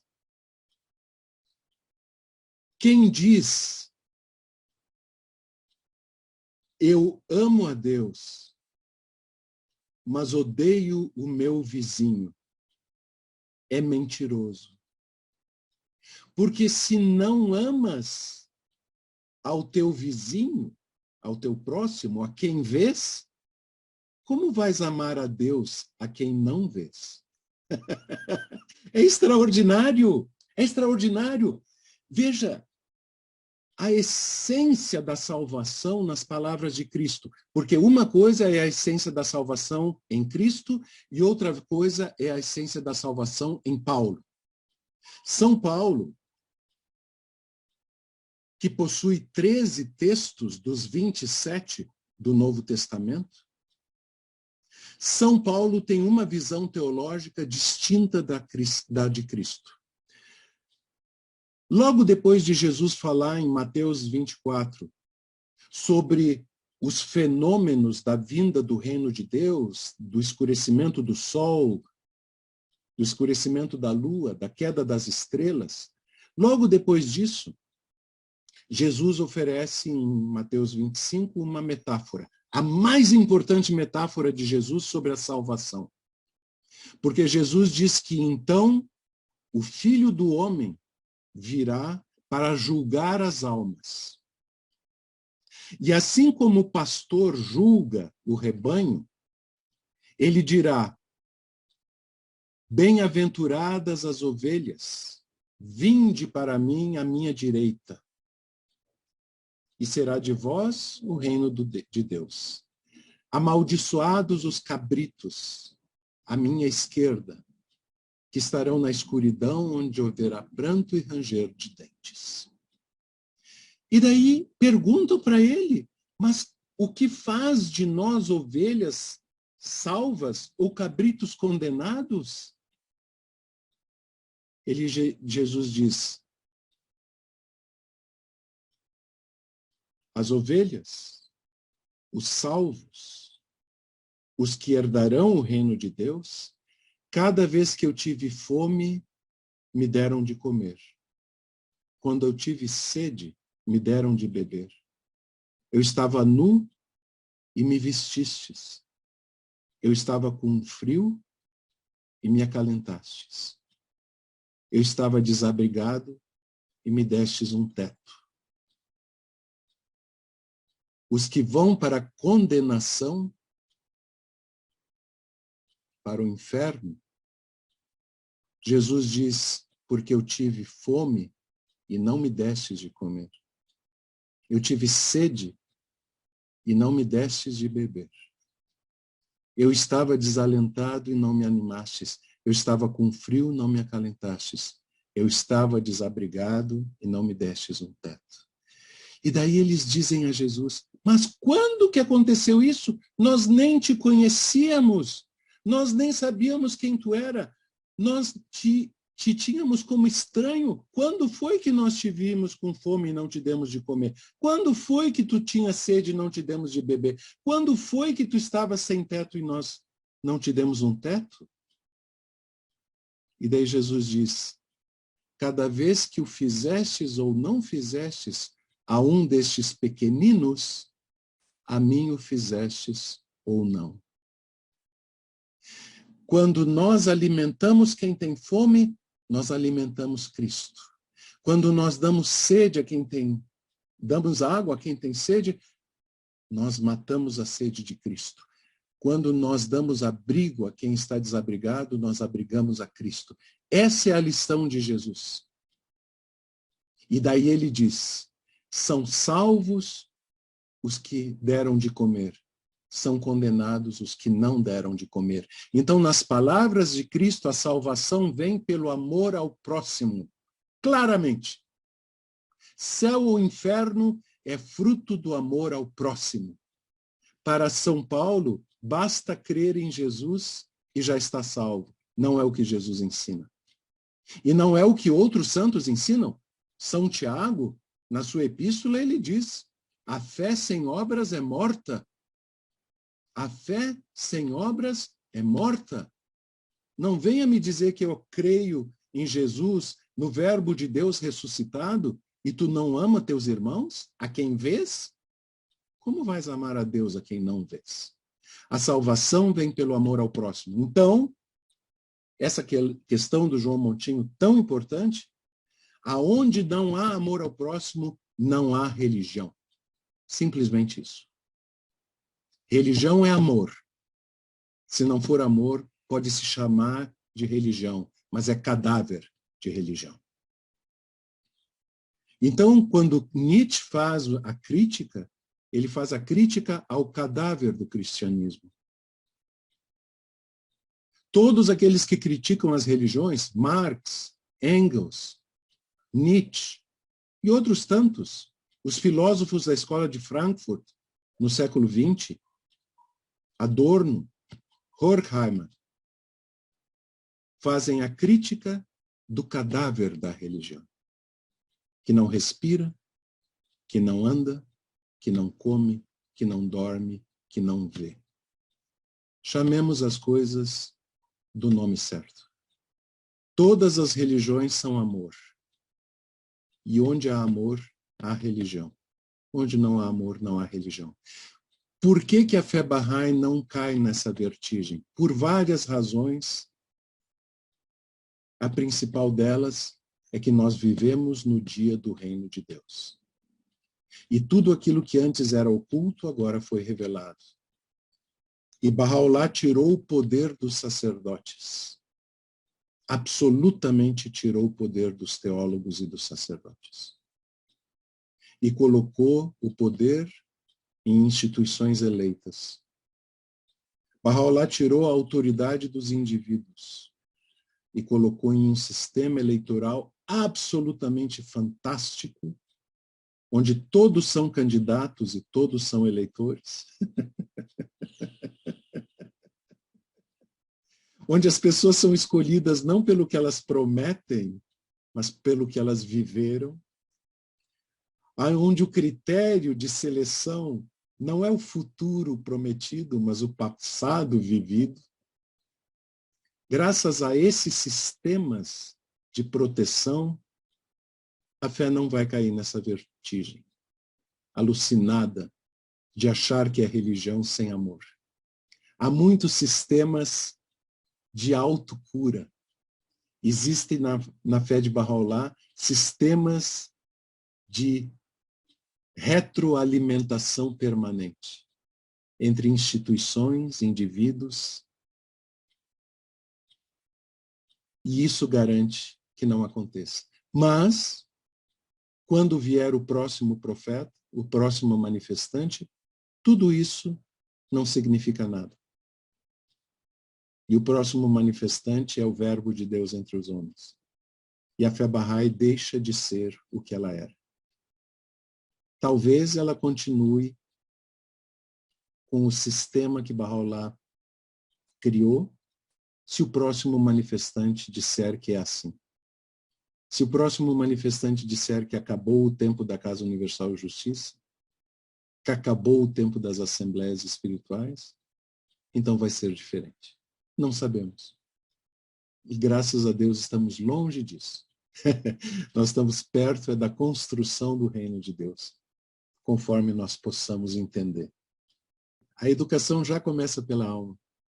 No momento em que a mãe e o pai sorriem para a criança, pegam ela no colo, fazem cafuné, dão de mamar, é a alma que está sendo alimentada, através do veículo do corpo.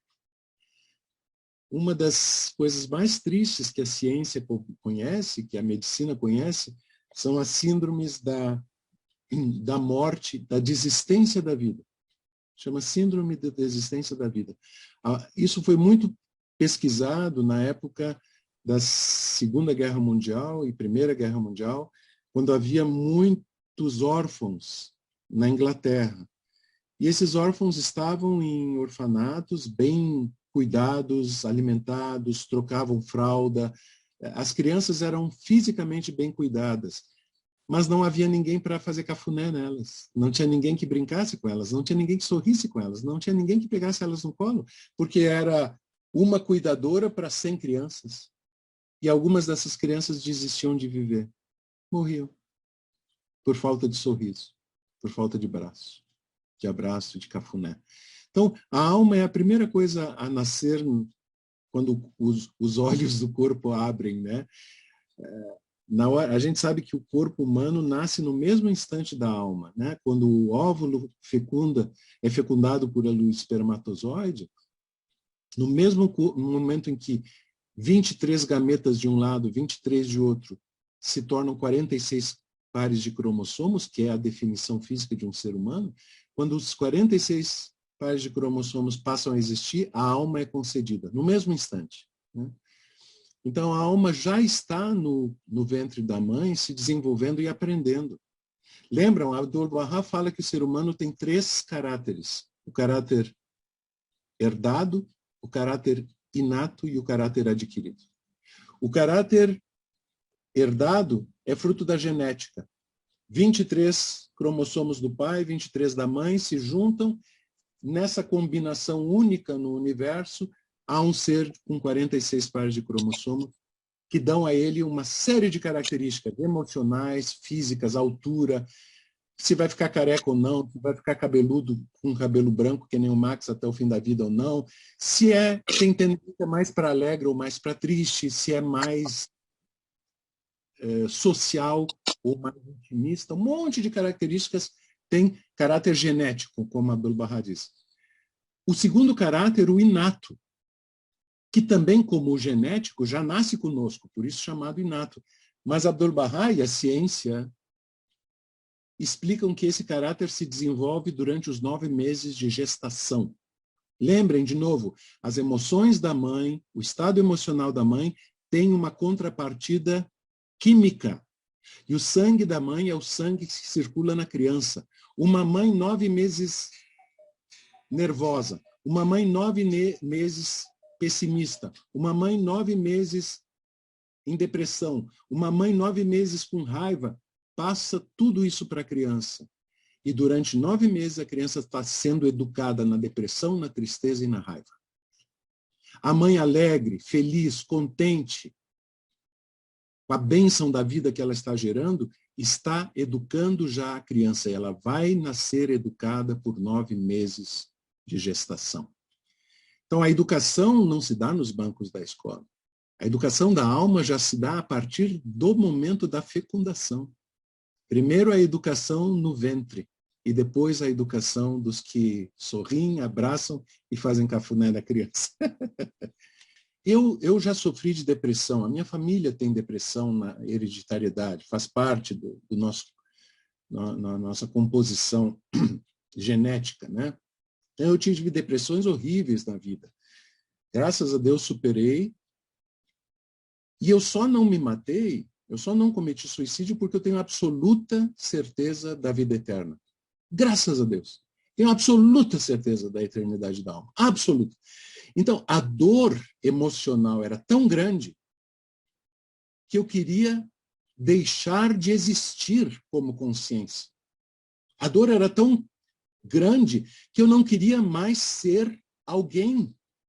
Como eu sabia que me matando eu ia continuar sendo alguém, não adiantava. Não resolvia. Só por isso que eu não me matei. Não me matei porque eu tenho certeza da vida eterna. Pois é. Mas, veja, algumas pessoas querem escapar da dor através da morte auto-infligida. Dentro do cristianismo, isso é visto como um pecado mortal. Não é assim na fé Bahá'í. Baha'u'lláh, Abdu'l-Bahá, tem uma epístola linda, está publicada em português, Seleção dos Escritos de Abdu'l-Bahá, tem uma epístola linda a uma senhora cujo marido se suicidou. E ele diz a ela que essa vida é um vale de lágrimas. Abdu'l-Bahá diz, se a vida oferece a um homem uma taça doce, 100 outras amargas vão lhe suceder. E é por isso que alguns, em momento de tremenda angústia, cometem esse ato de suicídio. E daí Abdu'l-Bahá diz para ele, não te entristeças, ele está sob a misericórdia e a guarda de Deus. Te dedica à educação do seu filho. Ou seja, Abdu'l-Bahá consola essa mãe, essa esposa, e diz que o homem que se suicidou está sob a misericórdia e a graça de Deus. Mas não é o melhor caminho. Às vezes parece ser o melhor caminho, mas não é o melhor caminho. Se a gente consegue resistir e ter coragem de não se matar, porque precisa coragem para se matar e também para não se matar, tanta coisa boa vem depois. Eu agradeço profundamente a Deus as depressões que eu tive. Profundamente. Eu não conheceria a beleza da alma humana se eu não tivesse ido ao fundo do poço. Eu não teria a compaixão que eu tenho pelos seres humanos se eu não soubesse o que é a tristeza absoluta. A escuridão do meio-dia. A falta de esperança. Então, temos que ter tremenda compaixão. Agora, veja o que acontece. A pessoa deprimida, ela tem que ser ajudada a sair da depressão alterando a química do cérebro. Não adianta dizer para uma pessoa deprimida, faz mais oração, tenha mais fé, confia mais em Deus. Isso só vai fazer ela se sentir pior. Além da minha vida ser uma M, eu ainda não tenho fé que chega. Não é isso que ela precisa. Vai dar certo. Vamos adiante. Eu vou te levar no médico.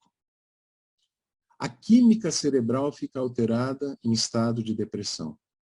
E a química cerebral precisa ser recuperada. E isso não vai acontecer sem remédio.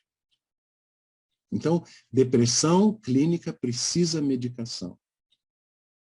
Claro, se a pessoa receber uma influência espiritual tremenda, através da oração, da influência positiva de outras pessoas, Thomas Breakwell estava em depressão profunda e sofria de depressão profunda. Abdu'l-Bahá entrou no quarto dele, pegou a sua mão e ficou segurando a mão dele durante alguns minutos. E foi embora, sem dizer palavra. E a depressão de Thomas foi embora. Então é possível, sim, a influência de uma pessoa espiritualmente poderosa ou a fé de uma pessoa em alguém que ele acha ser espiritualmente poderoso pode provocar uma alteração de ânimo e tirar a pessoa da depressão. Mas o 90% das vezes é preciso remédio. É o remédio que cura? Não. O remédio é como o gesso quando se quebra o braço. O osso se cura, mas o gesso permite que ele fique no lugar certo. Então, a medicação, o tratamento medicamentoso psiquiátrico é como o gesso para o osso quebrado. A pessoa precisa aprender a pensar mais positivo, como o Varri estava falando agora. Ela precisa substituir pensamentos de derrota por pensamentos de vitória. Ela tem que ter mais confiança em Deus. Mas isso só vai ser possível se ela conseguir pensar direito. E a pessoa deprimida não consegue pensar direito. Precisa primeiro corrigir a química cerebral. E isso também não é fácil, porque não existe exame médico que possa dizer qual é o remédio certo. Primeiro, pode não se achar o psiquiatra certo. Eu, antes de achar o psiquiatra certo, passei por 4 e depois do segundo eu queria me jogar embaixo de um ônibus. Então, é preciso perseverança para achar o médico certo. Depois de achar o médico certo, pode ser que a medicação não seja a correta, porque cada organismo reage de maneira diferente. E depois da medicação ser a certa, ainda a dosagem tem que ser equilibrada. Então, é um caminho de muita perseverança. Por isso, a pessoa deprimida não pode ser deixada sozinha. Ela tem que ser levada. Não adianta dizer para a pessoa quimicamente deprimida, vai buscar um médico. Não, tem que pegar ela na mão, botar no carro e levar no médico. Ela não consegue fazer isso sozinha. Ela não consegue tomar banho. Ela não consegue fazer a barba. Ela não quer comer. Ela não quer sair da cama. Depressão não é apenas uma tristeza profunda. É uma doença quimicamente estabelecida na alma. Uma das pesquisas mais importantes sobre depressão, e eu vou chegar, querida, na questão do suicídio e da prevenção do suicídio. Uma das pesquisas mais importantes sobre depressão que já foi feita é o seguinte: os pesquisadores entregavam para pessoas quimicamente deprimidas, clinicamente deprimidas, e para pessoas não deprimidas, entregavam a essas pessoas um conjunto de frases positivas e de frases negativas. Então, vamos dizer 15, 20 frases positivas. Frases curtas. E 15, 20 frases negativas. As frases positivas diziam, por exemplo, o dia amanheceu ensolarado, os pássaros cantam e a vida é uma promessa constante de vitória. Uma frase assim. E outras 15, 20 frases parecidas, positivas. E outras 15, 20 frases negativas. O dia amanheceu cinzento, a dor está em todas as partes e a vida é uma carga insuportável. Muito bem. E daí o que os pesquisadores faziam? Cada uma das 20 frases positivas e cada uma das 20 frases negativas se tornavam quebra-cabeça. Eles alteravam a posição das palavras dentro da frase, de tal maneira que cada frase era um quebra-cabeça. E a pessoa era convidada a mudar a posição das palavras para dar sentido à frase. Agora vejam a diferença. As pessoas não deprimidas conseguiam, num determinado tempo, de acordo com a sua inteligência, de acordo com a sua habilidade verbal, conseguiam, num determinado tempo, identificar, decodificar um determinado número de frases positivas e um determinado número de frases negativas. As pessoas quimicamente deprimidas, dependendo da sua inteligência e dependendo da sua capacidade verbal, conseguiam, num determinado tempo, resolver o quebra-cabeça de um determinado número de frases negativas. Mas não conseguiam resolver o quebra-cabeça das frases positivas. A mente deprimida não consegue enxergar o positivo. Isso é depressão. Esse é o negrume do meio-dia. A depressão não pode ser entendida pela lógica normal. Não é com conselhozinhos e oraçõezinhas que a pessoa vai conseguir sair da depressão. Nós temos que orar pela pessoa deprimida. Ela não consegue orar por si mesma. É que nem gripe. Uma pessoa com febre, 39, 40 de febre, ela tem que receber canja. Alguém faz a canja de galinha para ela. Ela não consegue se levantar para fazer a canja de galinha dela mesma. Uma pessoa deprimida precisa que os outros cuidem dela. Ela não consegue cuidar de si mesma. Mas tem saída. E quem diz que tem saída é alguém que já quase desistiu. Garanto a qualquer pessoa deprimida que tem saída. Não desista. Não desista. Vale a pena insistir. Agora, vejam os detalhes e os problemas. Como foi colocado pela pessoa que fez a questão, é preciso coragem para se matar. A depressão tem duas dinâmicas que pulsionam todo o tempo. Uma dinâmica é física. A pessoa deprimida não tem energia. ela não quer sair da cama, ela não quer tomar banho, ela não quer fazer a barba, ela não quer cozinhar. Ela quer deitar e morrer. Então, uma dimensão da depressão é a falta da energia vital. A outra dimensão da depressão que pulsiona é mental.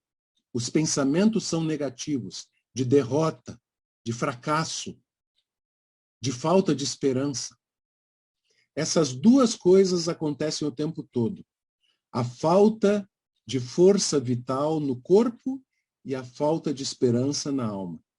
Quando a pessoa acha o médico certo e o remédio certo, a primeira coisa que é resolvida é a coisa física. De repente, o remédio tira a pessoa da passividade, mas não tirou ainda a desesperança. E então a pessoa se mata. Porque antes ela não tinha nem energia de se matar. Por isso, há uma onda de suicídios de pessoas que começam a se tratar com remédios psiquiátricos, especialmente na adolescência. Especialmente na adolescência. Por isso, a pessoa deprimida, ela não pode ser abandonada a si mesma. Quando ela parece que ela já está tomando banho sozinha. Ela saiu da cama para tomar café. Mas os pensamentos de derrota ainda estão lá. E agora ela tem energia para se matar. Ela não pode ser deixada sozinha. Ela precisa ser acalentada, amada, até que os remédios e a conversa e as orações consigam tirá-la do fundo do poço. É um processo doloroso. Não é fácil. Nada do que vale a pena é fácil. Eu amo plantas, eu cuido de plantas, eu tenho um jardim cheio de flores e realmente a poda é uma magia. Mas, de novo, a poda tem que ser de acordo com cada planta. Algumas plantas têm que ser podadas com muito cuidado, sabe? Se a gente poda begônia, por exemplo, especialmente begônia rex, que é demorada para crescer, mas é tão maravilhosa, com tantas folhagens encantadoras, se poda demais, vai ficar um monte de tempo com um toco sem nada em cima. Por outro lado, se a gente poda radicalmente uma renda portuguesa, poda radicalmente uma avenca, nas 2 semanas tem um monte de brotos encantadores que vão durar o inverno inteiro. Então, de novo, as podas são de acordo com a natureza. Naturezas distintas, tratamentos distintos. E nosso Senhor sabe disso. Nosso Senhor sabe disso. Bahá'u'lláh, Abdu'l-Bahá sempre nos ensinaram que Deus nunca dá um frio maior do que o cobertor. Aquilo que nos vem é adequado para a nossa alma. Se nós enfrentarmos com ânimo, se nos ajudarem a enfrentar com ânimo. A melhor poda que nós precisamos é aquela que Deus nos dá. Então, nunca reclamemos das podas. É a mais adequada para a natureza de cada um de nós. Né? Veja, Graça, esse é um dos grandes mistérios da vida. Não é fácil de entender facilmente. Né? Por isso, nós temos que ir procurando compreender de vários ângulos. Sabe, os mistérios dessa vida são que nem escultura. A escultura é uma forma de arte muito especial. Né? Porque, por exemplo, um belo quadro, se tu estás na frente de um Monet, de um Cézanne, de um Renoir, de um Van Gogh, a realidade do quadro está imediatamente diante de ti. E tu apreendes, né, aquela realidade num todo e numa visão. Se tu olhas a Noite Estrelada do Van Gogh, né, tão maravilhosa, se tu vê as várias pinturas do Monte São Vitória, né, de Cézanne, a realidade está na tua frente. Não é assim com a escultura. Para entender uma escultura, a gente tem que girar ao redor dela. A gente tem que, com o tempo, ir observando o que vai aparecendo e desaparecendo naquela coisa que está diante de nós. Um Renoir, um Perdão, eu voltei à pintura. Ai, meu santo Deus. Qualquer escultura necessita tempo e andança. Senão, tu não sabes o que é a escultura. Né? Os mistérios da vida são assim também. Com relação ao tempo da morte, Abdu'l-Bahá diz que um jardineiro passa por um canto do jardim e ele vê que uma planta naquele canto está sofrida, não está se desenvolvendo bem. E daí ele vai lá, tira a planta, desenraiza a planta, né? Tira o torrão todo da planta e leva para um lugar onde ela tenha mais luz. As plantinhas ao redor, Abdu'l-Bahá diz, choram, lamentam, dizem, levaram a nossa irmã. Levaram a nossa irmã.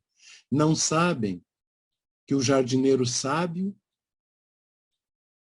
viu que ali ela não brotava bem e a levou para um lugar de mais luz. Então, assim nós podemos entender vidas que são levadas ainda na sua infância, na sua verdez. Por outro lado, Abdu'l-Bahá nos diz aquela metáfora da criança no tombadilho do navio. A criança que cai do navio no mar e se afoga. Não era destino dela, não era a hora dela. Foi um acidente. Então, a vida precisa ser equilibrada como uma escultura e entendida olhando esses vários fenômenos ao redor. Primeiro, não é o médico quem cura. O médico é um instrumento de Deus. Existem outros fenômenos na cura que não é só o tratamento médico. A leitura desse livro, Poderosamente, da doutora Lisa Rankin, vai mostrar isso em detalhes para vocês. Há muitos outros fenômenos que afetam a cura. Não é só a qualidade do médico. É o estilo de vida da pessoa. Se ela tem uma família amorosa ou não em casa, ou se ela, depois do tratamento médico, volta para casa para uma família que só se odeia, agride e se detesta. A forma como a pessoa come e dorme, os pensamentos dessa pessoa, tudo isso afeta a cura dela, e não só o tratamento médico. Tá? E não só o destino. Então, na sobrevivência ou no óbito, existem muitos fatores acontecendo que não são só a vontade de Deus e que não são só o tratamento do médico. Tá certo? Leia o livro da doutora Rankin, vai perceber como é complexo o processo de cura ou de enfermidade. Tá certo? Mas há momentos, sim, em que Deus decide levar uma vida ainda na sua fase verde. Né? E em outros momentos, ele decide não levar. Isso está nas mãos de nosso Senhor. E é um mistério tão grande que nós não vamos conseguir detectar nesse mundo, entender totalmente nesse mundo. Não vamos. Abdu'l-Bahá nos diz que há mistérios que foram reservados para o mundo espiritual. Entre eles está o destino, a questão do bem e do mal e o livre-arbítrio. Então, nós podemos nos aproximar do entendimento, mas nunca vamos nesse mundo entender completamente o destino, o livre-arbítrio e a questão do bem e do mal.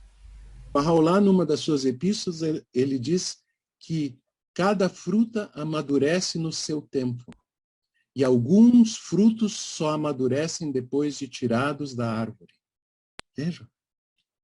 Alguns só vão amadurecer depois de tirados dessa vida. Não sabemos. Nós só sabemos que temos que cuidar da nossa vida. E o melhor possível, como se fôssemos viver para sempre, mas estar prontos a deixar esse mundo no momento seguinte. Né? Então, essa questão que tu colocaste é perfeita, mas há muitos elementos a mais, além do tratamento médico e da vontade de Deus. Então, é muito difícil dizer se a vida terminou porque Deus quis, ou porque a pessoa quis, ou porque o tratamento não foi adequado.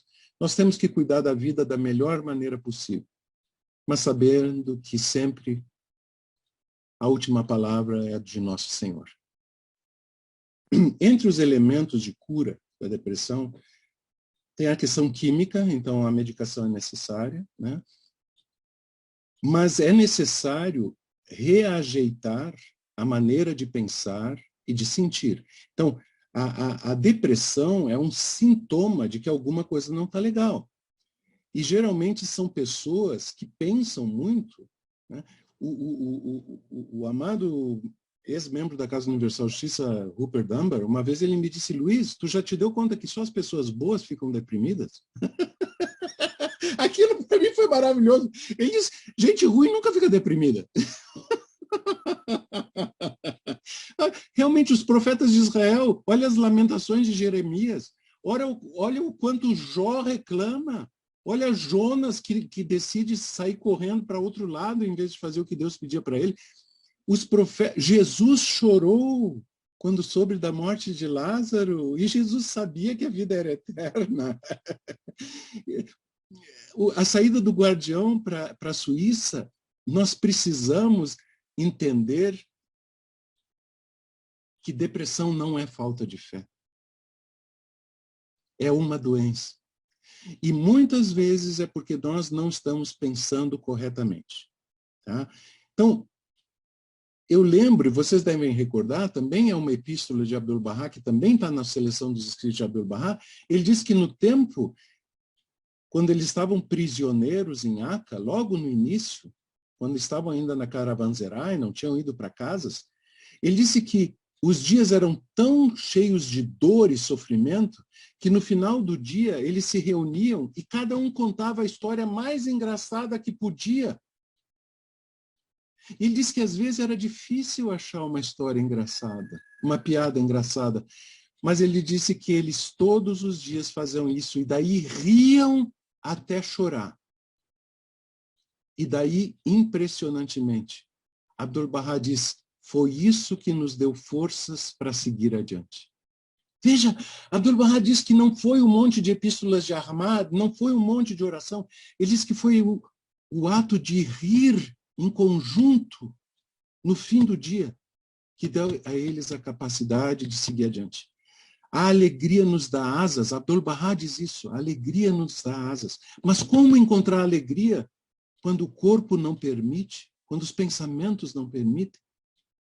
Então, é uma questão complexa. Precisa ser levada com carinho, com aconchego. Mas nós temos ferramentas e não as estamos utilizando corretamente. Um dos caminhos de cura da depressão é a repetição de um mantra. As pesquisas científicas mostram que as pessoas que repetem um mantra durante 15, 20 minutos, elas têm a capacidade de curar a química do cérebro. Os hindus, vocês sabem, há 5.000 anos repetem Om, Om, Om. Nós fomos ensinados por Baha'u'lláh a repetir 95 vezes todos os dias Allahu Akbar. E ele nos diz: teu nome é minha cura, ó meu Deus, e a lembrança de ti é o meu remédio. Uma mente atacada pela química da depressão, no momento em que ela se concentra num ponto, como é o ponto do mantra, ela se cura. A química cerebral se altera. A pressão sanguínea se altera. O batimento cardíaco se altera. A repetição de um mantra pode curar a mente e o corpo. Só que o que em geral a gente faz? Allahu Akbar, Allahu Akbar, Allahu Akbar, Allahu Akbar. Se a gente tem o tasbih, nem conta. Vai indo de dedo em dedo no rosário. Allahu Akbar, Allahu Akbar, Allahu Akbar. Eu não acho que é isso que Baha'u'lláh nos ensina quando ele diz recitar 95 vezes Allahu Akbar. Veja, para a recitação de 95 vezes Allahu Akbar é necessário a ablução antes, como para a oração obrigatória. Não é uma coisa rapidinha. Eu acho que há 3 maneiras de fazer 95 vezes Allahu Akbar. Uma é essa. Allahu Akbar, Allahu Akbar, Allahu Akbar, Allahu Akbar. Em 5 minutos acabou. E depois de 5 minutos a gente não vê diferença nenhuma. A segunda forma é como os hindus nos ensinam há milhares de anos. Inspira, enche os pulmões de ar, e daí não é o peito que se dilata, é o estômago que se dilata. É como se estivesse respirando pelo estômago. O ar vai até a parte mais baixa dos pulmões. Inspira profundamente. E daí, na exalação, pode-se dizer 3 vezes Allahu Akbar em velocidade média. Allahu Akbar, Allahu Akbar, Allahu Akbar. Termina o ar. Inspira novamente e outra vez. A respiração diafragmática, não torácica. Allahu Akbar, Allahu Akbar, Allahu Akbar. A vibração desse som, que é o nome de Deus, provoca alterações no cérebro e no corpo. A vibração desse som que criou o universo provoca alterações na nossa alma. E como são 5 vezes 19, a última vez tem que ser a respiração inteira. Então, inspira, Allahu Akbar.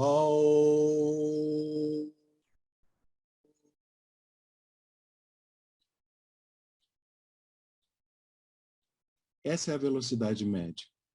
E já se sente uma diferença enorme. A outra, eu acho que é a verdadeira velocidade. Cada Allahu Akbar com o pulmão cheio de ar. 19 vezes 5. Allahu Akbar.